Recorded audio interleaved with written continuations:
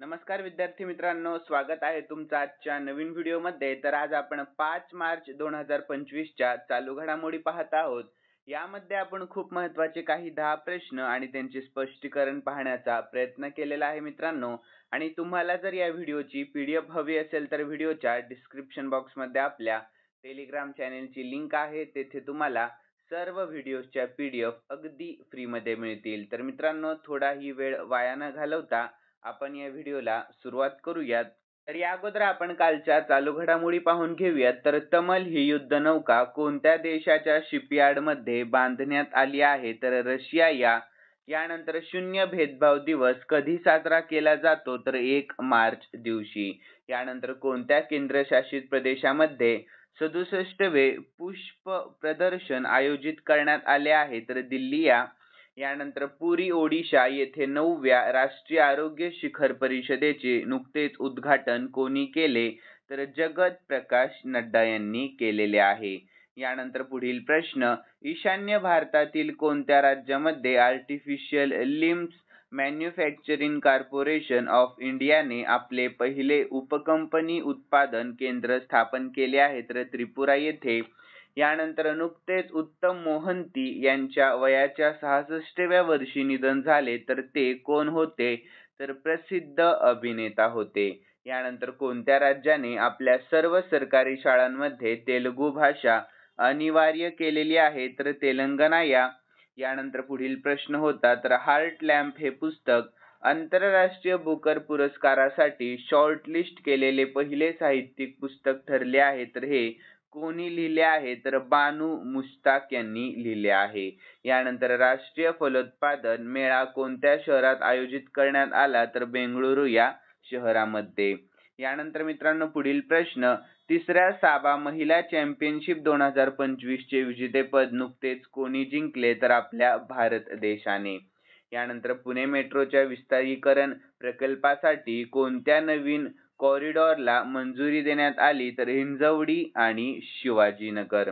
यानंतर शेवटचा प्रश्न कालचा, तर महाराष्ट्र सरकारने 2027 पर्यंत इलेक्ट्रिक वाहनांचा अवलंब करण्याचे लक्ष्य काय ठेवले आहे? तर 20%.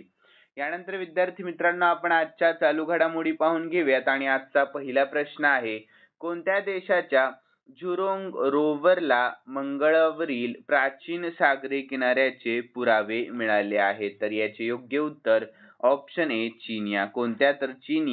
तर यानंतर आपण याविषयी महत्त्वाची माहिती पाहूयात.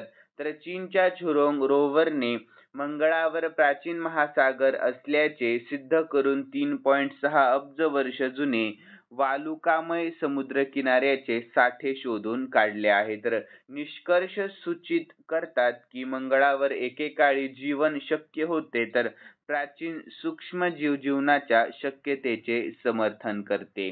यानंतर पुढील प्रश्न, कोणत्या राज्याच्या अध्यक्षा श्रीमती द्रौपदी मुर्मू यांनी युनेस्कोच्या जागतिक वारसा स्थळाला भेट दिली? तर याचे योग्य उत्तर ऑप्शन बी गुजरात. कोणत्या? तर गुजरात. तर याविषयी महत्त्वाची माहिती पाहूयात. तर भारताच्या राष्ट्रपती श्रीमती द्रौपदी मुर्मू यांनी गुजरातमधील युनेस्कोच्या जागतिक वारसा स्थळाला भेट दिली आहे. तर हे ठिकाण कच्छ जिल्ह्यातील खादीर नावाच्या कोरड्या बेटावर वसलेले आहे. तर धोलावीर सर्वात महत्त्वाचे आणि संरक्षित पुरातत्व स्थळांपैकी एक हडप्पा लोकांची वास्तुशिल्प आणि अभियांत्रिकी प्रतिभा दर्शवते. यानंतर 1990 ते 2005 दरम्यान भारतीय पुरातत्व सर्वेक्षण विभागाने डॉक्टर रवींद्र सिंग बिष्ट यांच्या देखरेखीखाली धोलावीरच्या प्राचीन जागेचे उत्खनन केले. तर मित्रांनो, गुजरात विषयी शॉर्टमध्ये महत्त्वाची माहिती पाहूयात आपण. तर गुजरातची राजधानी आहे गांधीनगर. सध्याचे मुख्यमंत्री आहेत भूपेंद्रभाई पटेल आणि राज्यपाल कोण आहेत? तर आचार्य देवव्रत हे राज्यपाल आहेत. आणि राष्ट्रीय उद्याने तर गिर राष्ट्रीय उद्यान, वेळवदार राष्ट्रीय उद्यान, बनसाडा राष्ट्रीय उद्यान आणि सागरी राष्ट्रीय उद्यान. आणि मित्रांनो, तेथील लोकनृत्य आहे गरबा. ठीक आहे. पुढील प्रश्न, तर CISF ने प्रशिक्षण केंद्राचे नाव कोणाच्या नावावर बदलले आहे? तर याचे योग्य उत्तर ऑप्शन ए राजदित्य चोलन यांच्या. कोणाच्या? तर राजदित्य चोलन यांच्या. तर याविषयी आपण शॉर्टमध्ये महत्त्वाची माहिती पाहूयात. तर अरक्कोणम येथील CISF रिक्रुटर्स ट्रेनिंग सेंटर म्हणजेच RTC आता राजदित्य चोलन म्हणजेच RTC थक्कोलम आहे. ठीक आहे, लक्षात ठेवा. यानंतर इसवी सन 949 मध्ये राष्ट्रकूटांच्या विरुद्ध थक्कोलमच्या लढाईमध्ये मरण पावलेल्या चोल राजपुत्र राजदित्य यांच्या नावावरून हे नाव देण्यात आलेले आहे. पुढील प्रश्न, अवयव दान करणाऱ्यांना राज्य सन्मान देणारा केंद्रशासित प्रदेश कोणता ठरला आहे? तर योग्य उत्तर ऑप्शन बी पुदुच्चेरी. कोणता? तर पुदुच्चेरी. तर यानंतर याविषयी महत्त्वाची माहिती पाहून घेऊयात आपण. तर केंद्रशासित प्रदेश पुदुच्चेरी सरकारने अवयव दानकर्त्यांना त्यांच्या जीवनरक्षक योगदानासाठी सन्मान करण्याचा निर्णय घेतला आहे. तर पुदुच्चेरी सरकारने अवयव दानाविषयी जागरूकता निर्माण करण्यासाठी आणि अवयव दान करणाऱ्यांच्या कुटुंबांना सार्वजनिकरित्या पाठिंबा देण्यासाठी हे केलेले आहे. तर अवयव प्रत्यारोपणात भारताचा जगामध्ये 3रा क्रमांक लागतो, परंतु बहुतांश घटनांमध्ये अवयवदाते कुटुंबातील सदस्य किंवा नातेवाईक असतात. यानंतर मित्रांनो पुढील प्रश्न, भारताच्या पहिल्या सौर अंतराळ मोहिमेचे नाव काय आहे, ज्याने अलीकडेच सौर फ्लोअर कर्नलची पहिली प्रतिमा घेतली आहे? तर याचे योग्य उत्तर ऑप्शन ए आदित्य L1. काय? तर आदित्य L1. तर याविषयी महत्त्वाची माहिती पाहूयात. तर आदित्य L1 पेलोडद्वारे कॅप्चर केलेली सोलर फ्लोअर कर्नलची पहिली प्रतिमा आहे. तर भारताच्या पहिल्या समर्पित सौर अवकाश मोहिमेतील आदित्य L1 वरील सौर अल्ट्राव्हायोलेट इमेजिंग टेलिस्कोप म्हणजेच SUIT ने शक्तिशाली सौर फ्लोअर कर्नलचे अभूतपूर्व दृश्य टिपले आहे. यानंतर पुढील प्रश्न, तर मेमरी लीग वर्ल्ड चॅम्पियनशिप 2025 चा विजेता कोण बनला आहे? तर योग्य उत्तर आहे ऑप्शन ए विश्व राजकुमार बनला आहे. कोण? तर विश्व राजकुमार. तर याविषयी महत्त्वाची माहिती पाहूयात. तर भारतीय विद्यार्थी विश्व राजकुमारने मेमरी लीग वर्ल्ड चॅम्पियनशिप 2025 मध्ये इतिहास रचला आहे. तर 20 वर्षीय विश्व राजकुमारने मेमरी लीग वर्ल्ड चॅम्पियनशिप ही ऑनलाईन स्पर्धा जिंकली आहे, ज्यामध्ये जगभरातील स्पर्धक भाग घेतात. यामध्ये विश्व राजकुमारने अवघ्या 13.5 सेकंदामध्ये 80 रँडम क्रमांक आणि 8.40 सेकंदामध्ये 30 चित्रे लक्षात ठेवून सुवर्ण पदक जिंकले आहे. यानंतर पुढील प्रश्न, तर लेसेंट अहवालानुसार गेल्या 3 दशकांमध्ये जागतिक आत्महत्या मृत्यूंचे प्रमाण किती कमी झाले आहे? तर याचे योग्य उत्तर ऑप्शन सी 30%. किती? तर 30% कमी झाले आहे.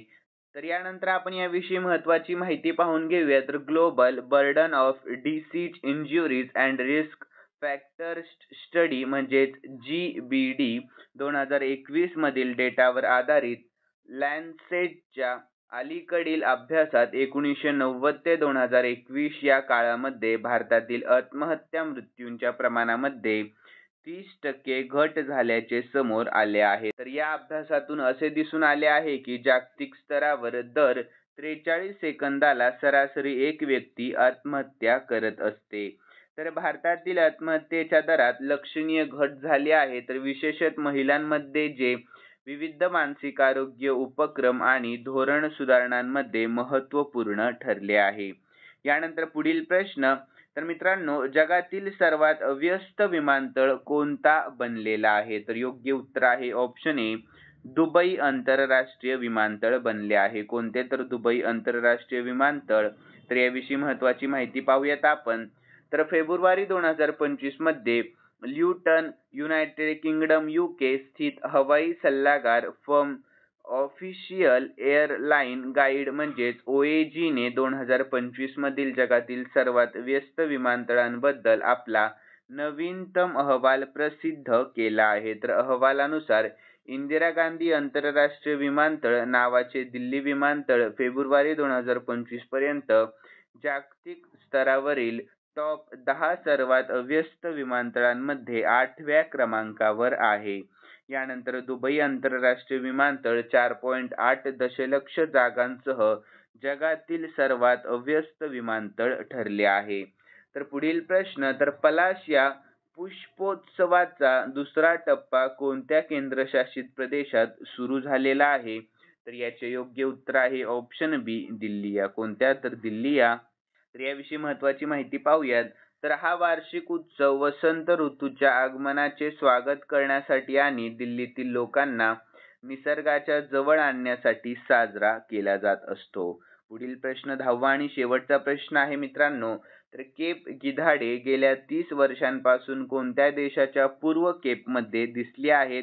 तर याचे योग्य उत्तर आहे ऑप्शन ए, दक्षिण आफ्रिका. कोणत्या? तर दक्षिण आफ्रिका. तर याविषयी आपण महत्त्वाची माहिती देखील पाहूयात.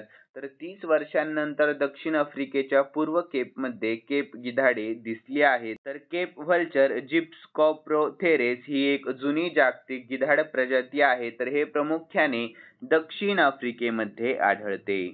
तर यानंतर माउंटन झेब्रा नॅशनल पार्क जवळील शेतात 85 वन्य केप गिधाडे दिसली आहेत. तर यानंतर 1980 पासून केप गिधाडांच्या संख्येमध्ये सातत्याने घट होत आहे. तर यानंतर दक्षिण आफ्रिकेतील केप गिधाडांची लोकसंख्या 1992 ते 2007 दरम्यान 60 ते 70% घटली आहे. यानंतर विद्यार्थी मित्रांनो, खालील प्रश्न मी स्पेशली तुमच्यासाठी ठेवलेला आहे आणि हा प्रश्न आपण कालच्या चालू घडामोडीमध्ये पाहिला होता. ज्यांनी कालचा व्हिडिओ पाहिलेला असेल त्यांना नक्कीच या प्रश्नाचे उत्तर येईल अशी मी अपेक्षा करतो. तर प्रश्न असा आहे, महाराष्ट्र सरकारने 2027 पर्यंत इलेक्ट्रिक वाहनांचा अवलंब करण्याचे लक्ष्य काय ठेवले आहे? तर याचे योग्य उत्तर तुम्हाला आपल्या कॉमेंट बॉक्समध्ये सांगण्याचा प्रयत्न करायचा आहे मित्रांनो.